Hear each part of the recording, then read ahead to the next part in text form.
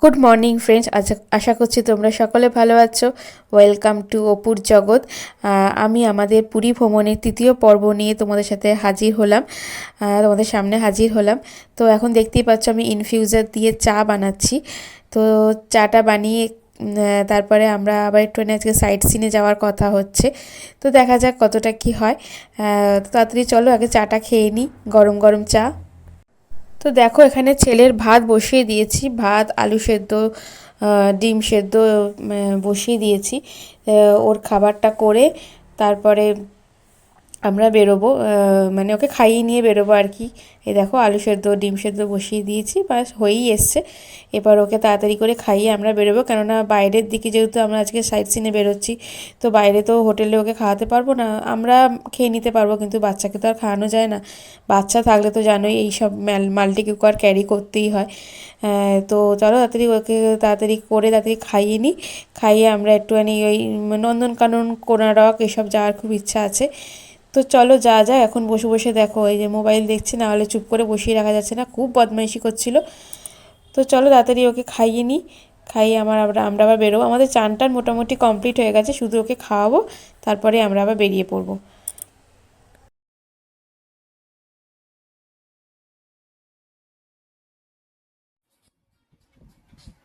আদি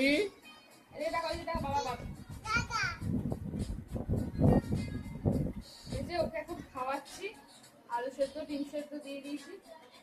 এই যে ভাত খাইয়ে আমরা একটু বেরোবো, সাইড সিন একটু বেরোবো, কোনোরকম নন্দনকানন ওগুলো যাবো। তো তাতে যত ভাত খাইয়ে দিচ্ছি এবার বেরোবো।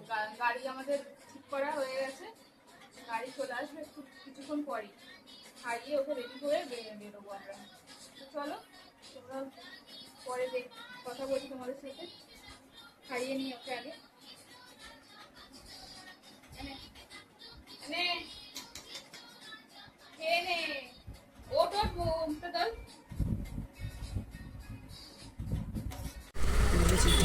এই দেখো আমরা গাড়িতে উঠে পড়েছি। এই যে আদি একটু হাই করে দাও। হ্যাঁ, আর ওই যে সামনে বসেছে। আর এই যে আমরা এখন গাড়িতে উঠেছি। এখন ফার্স্টে বোধহয় চন্দ্রভাগা কোনারক এসব যাবো। চলো চন্দ্রভাগা একটু পরে, প্রথমে মনে হয় চন্দ্রভাগা কোনারক হয়ে তারপর মানে ড্রাইভার দাদা যেভাবে নিয়ে যাবে আমাদেরকে, আমি ঠিক বলতে পারবো না। তো চলো যাওয়া যাক। তো এই দেখো আমরা নন্দনকাননে চলে এসেছি। নন্দনকাননে আমরা প্রথমে এসেছি, এখন নন্দনকাননে আমরা ঢুকে পড়েছি। আমাদের অনলাইন টিকিট কাটা ছিল, এই জন্য আমাদের সেরকম অতটা লাইনে দাঁড়াতে হয়নি, তাড়াতাড়ি আমরা ঢুকে পড়েছি। এখন আমরা যাচ্ছি, এই যে নিয়ে যাচ্ছি।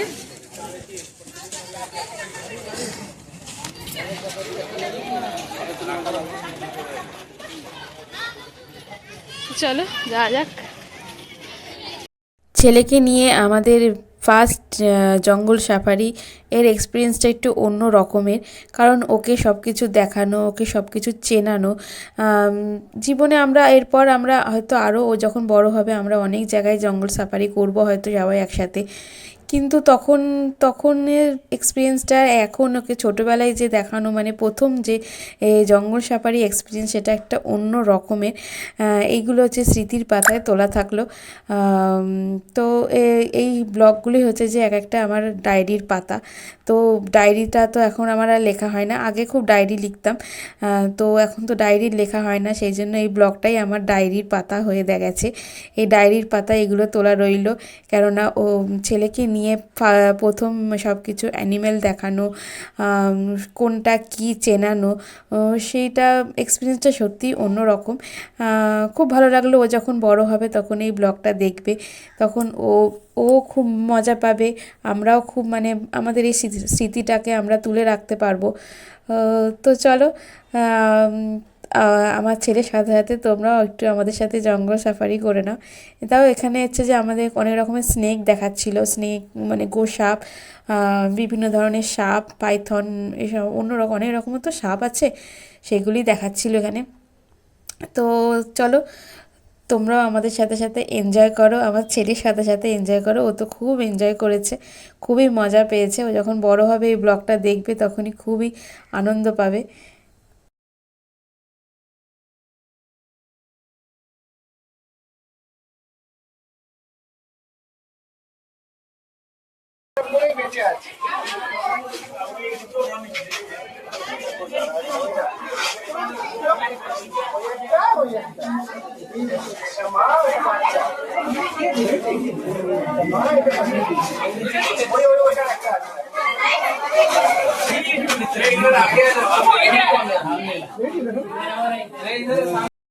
তো এই দেখো আমরা ব্যাটারি গাড়িতে উঠে পড়েছি। এবার এখান থেকে আমাদের জঙ্গল সাফারি বাসে তুলবে। এই যে মামুনি এদিকে, বাবু হাই করে দাও।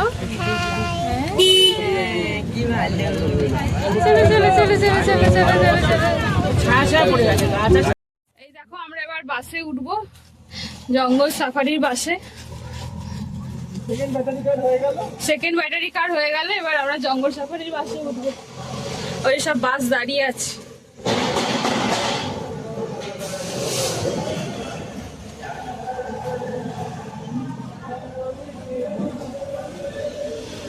নন এসি 75 টাকা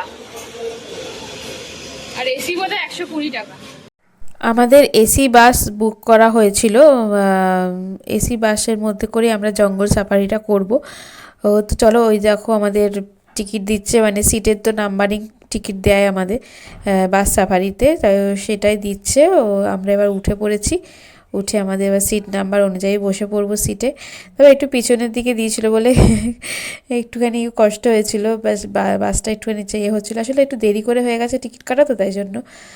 তো ঠিক আছে, কোনো ব্যাপার না, চলো আমরা বসে পড়ি সিটে, তারপরে আমরা এক্ষুনি বাস ছেড়ে দেবে। চলো। তো এখন আমরা টাইগার সাফারির ভেতরে ঢুকবো। গেটটা খুলছে, দেখতেই পাচ্ছ। গেটটা দুটো তো গেট থাকে, তোমরা অনেকেই জানো যারা গেছো নন্দনকাননে বা বাস সাফারি করেছো। তো দেখো, এই গেটটা খুললে আমরা ভেতরে ঢুকবো, বাট আমরা টাইগার দেখতে পাইনি, আমাদের ভাগ্য ভালো ছিল না। তো টাইগার আমরা দেখতে পাইনি, দূরে একদম ছোট্ট করে দেখা যাচ্ছিল, মানে ছোট বাঘ শুয়ে ছিল সেরকমই। ভালো করে আমরা টাইগার দেখতে পাইনি।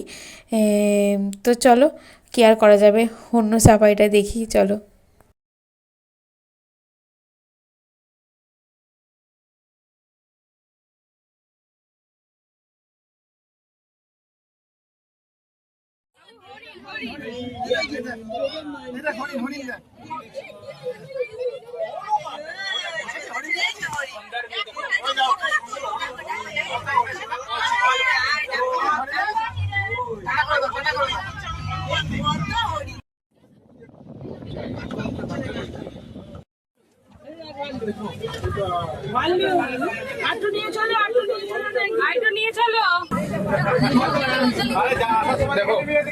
দেখাই যাচ্ছে না,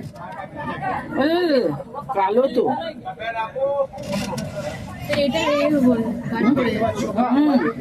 দেখ, একদম দেখা যাচ্ছে।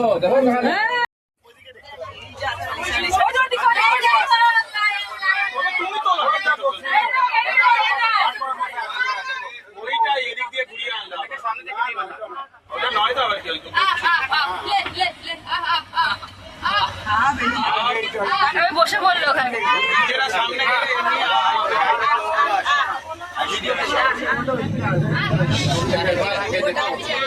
বাবু সিংহ, সিংহ দেখেছো বাবু? লায়ন দেখেছো?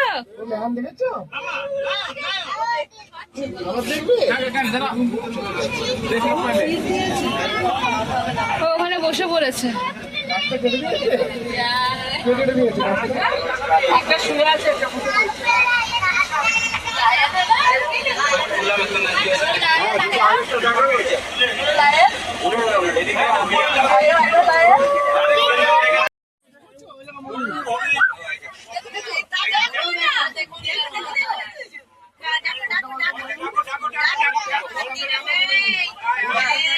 পিকক পিকক ও পিকক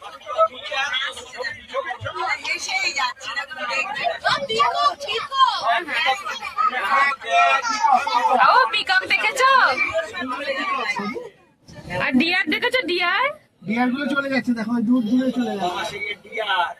চলে গেল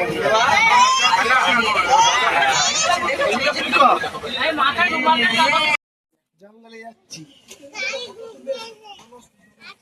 জলহস্তি দেখে আয়। জলহস্তি বাবু, জলহস্তি জলে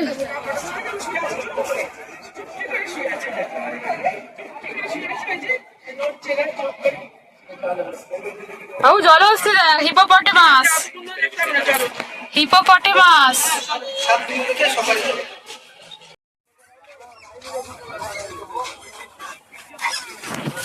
বাবু এখানে বাঘ দেখবি, আয় বাঘ দেখবি, আয় এই যে বাঘ দেখবি, আয় ওদের গাইড বলেছে ওরা। আরে বাঘ, বাবু দেখ বাঘ, টাইগার দেখেছিস? বাঘকে ডাক, টাইগার এসো বলো। জঙ্গলে কেন বলানো হলো? রয়্যাল বেঙ্গল টাইগার, চলো। ওই দেখ সিংহি, সিংহি এটা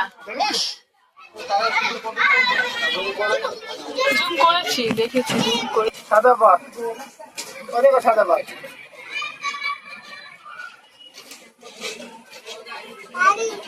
দেখেছো বাঘ, সাদা বাঘ দেখেছো? এই দেখো আমরা সান টেম্পলে এসে গেছি। একটু আমাদের রাত সন্ধে হয়ে এসছে আর কি, দেরি করে বেরিয়েছি তো, এই জন্য সন্ধ্যেবেলা একটু অন্যরকম একটুখানি দেখবো, অন্যরকম দৃশ্য দেখবো। প্রত্যেকবার তো সকালের দিকে দেখি, এবারে হচ্ছে একটু সন্ধ্যের দিকে দেখলাম। এক্সপিরিয়েন্সটা অনেকদিন মানে অন্যরকম লাগছে। আর এই যে এটা ঘুমোচ্ছিল গাড়িতে বসে বসে, এখন আবার বাবার কোলে শুয়ে পড়েছে। এই ওঠ,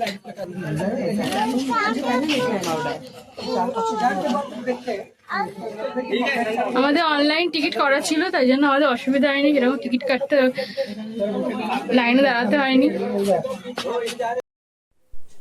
এই মন্দিরে কোনো রকম দেবদেবী পূজিত হন না। তো এই সূর্য মন্দিরটি সূর্যদেবের রথের আকৃতি মানে রথের আকারে তৈরি করা হয়েছিল। তো সূর্যদেবের রথে যেমন 7টি ঘোড়া ছিল, 7টি ঘোড়া মানে হচ্ছে যে আমাদের সপ্তাহে 7 দিন, আর চারিদিকে 12টা চাকা আছে। সেই 12টা চাকা হচ্ছে যে আমাদের 12টা মাস।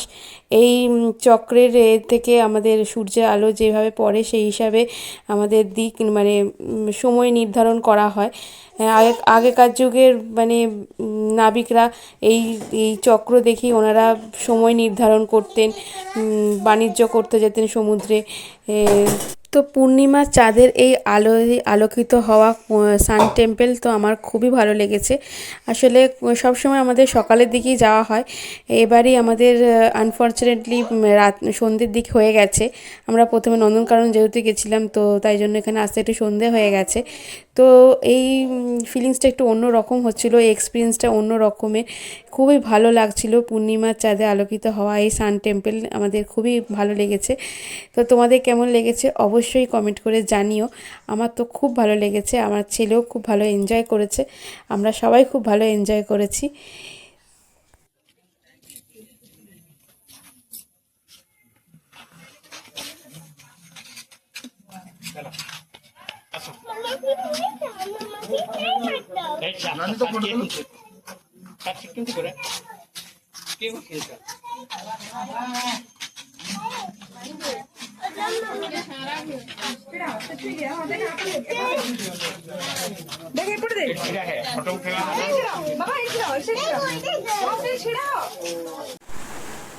তো এসে অনেক অনেক রাত হয়ে গেছে, 9:30 পৌনে 10টার মতো বেজে গেছিলো।